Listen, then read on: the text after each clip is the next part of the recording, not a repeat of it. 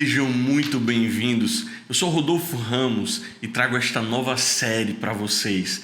Meus irmãos, Jesus passou por vários lugares nesse mundo e por onde ele passou, ele fez o bem, ele restaurou corações, ele libertou pessoas de prisões espirituais. Ele nos mostrou que não importa qual a sua situação atual, não importa qual a sua idade, não importa aonde você esteja, a partir do momento que a palavra de Deus se apresentar a você, a sua vida nunca mais será a mesma. Sejam bem-vindos à série Ainda Dá Tempo. Se você não segue esse canal, vai lá, segue, ativa o sininho, deixa o seu joinha, dá o seu like, comenta sobre o vídeo, para que você não perca nenhum episódio dessa série que vai mudar a sua vida. Amém? Abra sua Bíblia, irmãos, na palavra em João 8, versos de 1 ao 11. João 8, versos de 1 a 11. Nós vamos falar sobre a mulher adúltera. Nós vamos tentar trazer uma visão diferente do que você está acostumado a ver e ouvir. Trazer uma visão do lado de quem está sofrendo. Trazer uma visão da parte de quem está passando pelo problema. Ok? Vamos começar? João 8, 1 ao 11. Jesus, entretanto, foi para o Monte das Oliveiras. De madrugada, voltou novamente para o templo, e todo o povo ia ter com ele, assentado, os ensinava. Os escribas e fariseus trouxeram à sua presença uma mulher surpreendida em adultério, e fazendo-a ficar de pé no meio de todos, disseram a Jesus: Mestre, essa mulher foi apanhada em flagrante adultério, e na lei nos mandou Moisés que tais mulheres sejam apedrejadas. Pois tu, que dizes? Isto diziam eles, tentando, para terem de que o acusar. Mas Jesus, inclinando-se, escrevia na terra com o dedo. Como insistissem na pergunta, Jesus se levantou e lhes disse: Aquele que dentre vós estiver sem pecado, seja o primeiro que lhe atire a pedra. E, tornando-se a inclinar, continuou a escrever no chão. Mas, ouvindo eles essa resposta, e acusados pela própria consciência, foram se retirando um por um, a começar pelos mais velhos até os últimos, ficando só Jesus e a mulher no meio onde estava. Queria dar uma pausa nesse ponto. Irmãos, a palavra ela é muito clara. Eles apresentam a Jesus uma mulher apanhada em adultério. Naquela época era comum esses julgamentos. Qualquer mulher pega em adultério e aí você pode expandir para cometendo prostituição, sendo assediada, qualquer coisa onde comprometesse a intimidade da mulher era julgado como adultério. Então não se sabe exatamente qual a situação dessa mulher. Algumas pessoas dizem que ela era uma simples adúltera. Outros dizem, em algumas outras correntes teológicas, que ela era uma prostituta. A palavra ela não deixa clara, porque adultério era qualquer ação da mulher com um homem que não fosse o seu marido. Qualquer ação da mulher com um homem que não fosse o seu marido era considerado adultério. Então, não dá para julgar essa pessoa que passamos a vida inteira julgando como prostituta ou como realmente uma adúltera. Não se sabe, a palavra não traz isso. E é essa visão que eu quero trazer para vocês. Uma pessoa que estava cometendo um ato que, segundo a lei de Moisés, era passível de crime, era passível de pena de morte e morte por apedrejamento. Uma das mortes mais terríveis, mais humilhantes e mais dolorosas que o homem já inventou. Morte por apedrejamento. Eu não quero descrever a vocês, mas aqueles mais curiosos podem pesquisar como era o rito, né? A pessoa era enterrada até acima dos joelhos e por aí vai, antes de se começar efetivamente o apedrejamento. E essa pessoa, após julgada, o mais velho, o mais ancião dentre os acusadores, e que estava limpo, ou seja, que tinha pago os seus pecados no templo, que tinha ido lá, entregue alguns bichinhos e feito todos os rituais de purificação, aquele puro era o primeiro a tirar pedra. Era o ancião mais puro de todos. E aí, após ele, era seguido por outros anciões, até que todo mundo entrava na festa de atirar pedra para matar aquela pessoa acusada. E a visão que eu quero que vocês tenham se coloca no lugar de uma pessoa que cometeu um erro, um deslize, uma pisada de bola. A gente não sabe o que é que essa mulher fez. Se coloca no lugar, você já errou? Você já pediu perdão? Já pensou se no meio do seu erro, ao invés de ter a chance de ser perdoado, pessoas lhe agarram à força, começam a lhe arrastar pela rua, numa festa maligna, numa festa maliciosa de preparação para a sua morte. Você vai sendo arrastado pela rua, todos gritando, pedindo para que você seja apedrejado, pedindo para que você morra. A população clamando pela sua morte, não tem ninguém por você, não tem ninguém para lhe defender. Imagina o desespero dessa pessoa. Se coloca no lugar dessa mulher. O quão desesperada essa mulher estava. O filme que passava na cabeça dela. O que ela deve ter imaginado naqueles poucos minutos onde ela foi arrastada até se apresentar aos pés de Jesus. Imagina o que ela pensou. Você consegue se colocar nessa situação, nesse ponto? Imagine você como pecador, como pecadora, se você não tivesse uma segunda chance, que no meio do seu pecado, no meio do ato, no meio da sua queda, simplesmente pessoas aparecessem e lhe arrastassem para a morte. O que passaria em sua mente? O que passaria no seu coração?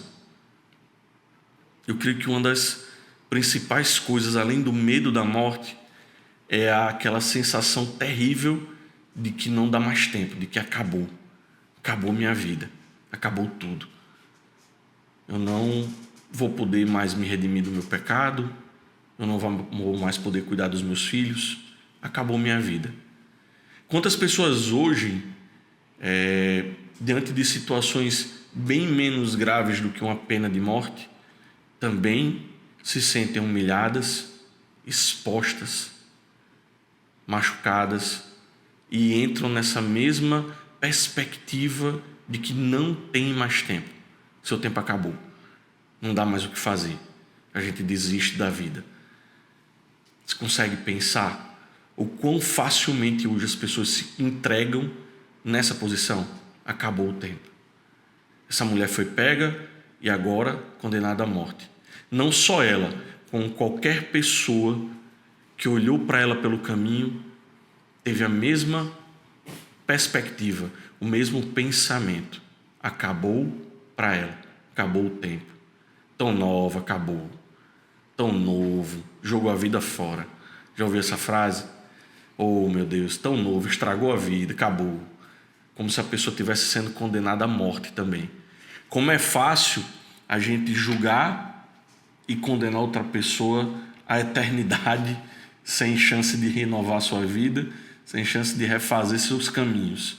Como é fácil a gente ter essa sensação, a gente ter essa métrica de que a vida da pessoa acabou e que ela nunca mais vai conseguir se restaurar, ser gente, ter uma vida honesta, ter uma família, ter filhos, ter uma vida plena. Como é fácil a gente julgar, entrar nessa linha. E o que eles não esperavam, e o que essa mulher não esperava, era que ela seria colocada nos pés do único homem que olharia para ela não como alguém sentenciado à morte. O único homem que olharia para ela com amor. O único homem que olharia para ela e não visse uma pecadora, visse uma pessoa que caiu, mas que ainda tinha toda uma vida pela frente. Eles não esperavam que Jesus fosse agir dessa forma, porque a intenção deles era tentar Jesus a ir contra a lei de Moisés. Mas Jesus disse: eu não vim para ir contra a lei. Ele não veio contra a lei. O próprio Jesus cumpria a lei. Entende? E essa mulher foi colocada aos pés dele e disseram: olha, mestre, o que é que tu dizes? Porque na lei de Moisés, ela tem que ser apedrejada. Ou seja, ela está morta. Ela é condenada à morte. Acabou para ela. Não tem mais chance. Mas eles não sabiam que aquele que estava ali, ele era a própria vida. Ele é a própria chance. Ele é a própria perspectiva de tempo. Ele é o próprio propósito sendo cumprido na terra. Propósito de Deus sendo cumprido e executado na terra. E Jesus, ele se abaixa e começa a escrever no chão. Talvez esse seja o maior enigma fora Apocalipse da Bíblia. Vários teólogos tentam entender o que Jesus escreveu no chão. E eu tenho minha própria interpretação para isso. Eu vou me dar o luxo de me dar essa licença poética para dizer-lhes, compartilhar com vocês qual a minha visão. O que é que Jesus fez? O que é que ele escreveu no chão? Para mim, Rodolfo, Jesus, ele sempre foi o poderoso, mais poderoso profeta que pisou na terra. Jesus como profeta, como Deus, como verbo, como eterno, ele conhecia o pecado de cada homem que estava ali acusando. Ele conhecia o coração, a Bíblia diz, ele conhece os corações. Ele conhecia as intenções. Então Jesus conhecia cada pecadinho de estimação daqueles que estavam acusando de morte aquela mulher. E eu tenho para mim, meus irmãos, que Jesus, quando ele se ajoelha no chão e ele começa a escrever, ele escreve o meu pecado, o seu pecado, o pecado daquele ancião que era aquele que tinha a obrigação de lançar a primeira pedra. E cada um que olhou o que ele estava escrevendo no chão, leu o seu próprio pecado. E a palavra diz que, ouvindo eles a resposta de Jesus, foram acusados pela própria consciência, foram se retirando. Jesus falou que aquele que não tem pecado, atira a primeira pedra. Por quê? Eu expliquei no início. Quem começava o ritual era o ancião que se considerava mais puro dentre aqueles acusadores. Ele era o responsável pela primeira pedra jogada. E Jesus incita isso. Vamos lá, você que acha que não tem pecado, joga a tua pedra aí. Mas eles leram no chão o pecado deles. Cada um que olhou, ele viu que Jesus estava escrevendo para ele. Por quê? Porque você pode até ter um encontro coletivo com Jesus. Você pode até encontrar Jesus quando você está junto de várias pessoas, mas o relacionamento com ele sempre é individual. Jesus sempre fala com você e para você. Você está numa igreja no meio de 1 milhão de pessoas, de 1.000 pessoas, de 2.000 pessoas, Jesus sempre vai falar diretamente no seu coração. Porque o encontro pode ser coletivo, mas na hora da intimidade, na hora de se relacionar, Jesus se relaciona individualmente com cada um de vocês. Jesus escreve no chão e cada um lê o seu próprio pecado.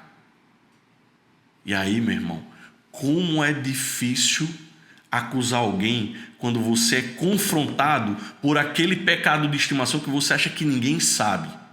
Aquele pecadinho escondido, como envergonha a gente quando alguém nos confronta com aquele pecado de estimação. Foi aquilo que eles leram no chão. E como eles se sentiram constrangidos. A palavra diz que acusados pela própria consciência, ou seja, constrangidos, envergonhados. Eles não conseguiram atirar a primeira pedra. Porque o primeiro que atirasse a pedra tinha toda a responsabilidade nas costas daquela execução, daquela morte. E como os anciãos começaram a se retirar, a palavra diz, retiraram-se um, a começar pelos mais velhos. Os anciãos começaram a sair, os mais novos, também estou constrangido. Ele também escreveu meu pecado. Eu também não posso acusar. Eu também não posso apedrejar. E foram saindo. E imagina da perspectiva daquela que estava prostrada ao chão, que foi colocada aos pés de Jesus. Com certeza ela já tinha ouvido falar de Jesus. Jesus já era conhecido. Quando ela viu de longe Jesus, ela deve ter pensado: graças a Jeová, eu estou salva. Aquele homem ele vai me defender.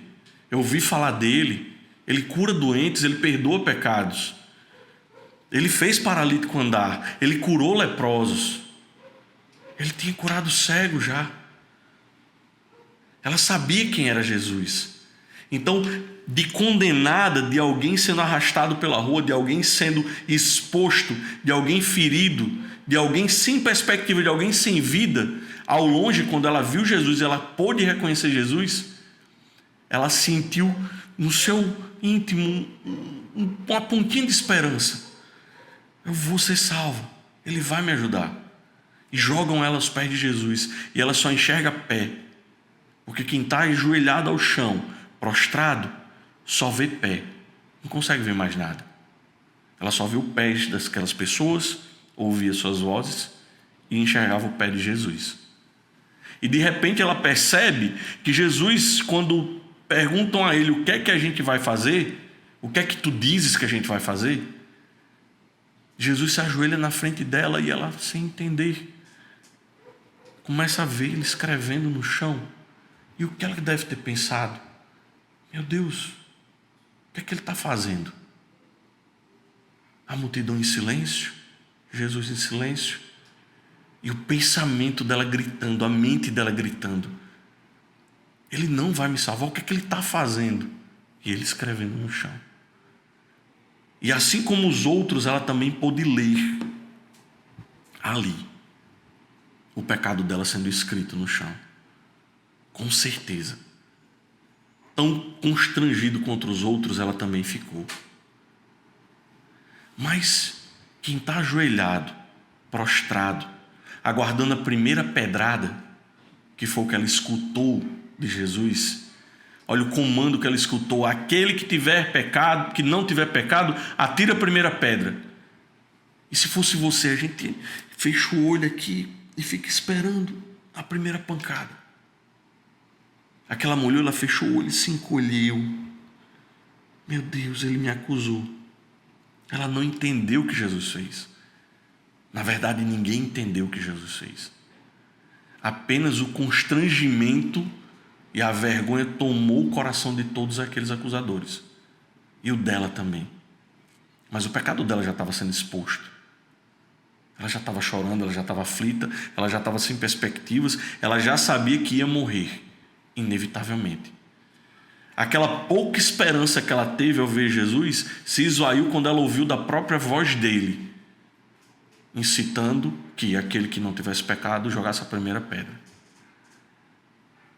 Se fosse você lá, irmão, porque se fosse eu já me encolhia todo, já começava a proteger aqui o rosto com as mãos, já me encolhia no chão e ficava aguardando a primeira tacada, a primeira pedrada. Imagine vocês aquela espera daquela mulher pela primeira pedrada que não chegava. Como deve ter parecido uma eternidade. Como deve ter sido desesperador. Você está ali aguardando, tentando adivinhar o momento do impacto da pedra, para se encolher, para tentar reduzir um pouco a dor, para se expor menos, para tentar uma resistência, alguma coisa, porque é do ser humano tentar se proteger. Isso é um princípio do ser humano, a proteção à vida. Só que a pedra não chegava. Tinha alguma coisa estranha. E o tempo foi passando e a pedra não chegava. Ela deve ter arriscado abrir um dos olhos e olhou ao redor e deve ter percebido que aquela multidão já não era mais tão intensa. Já não tinha mais tanta densidade naqueles pés no chão. Tinham poucos pés ali. E pôde perceber alguns se afastando, mas a pedra não chegava. A pedra não batia nela.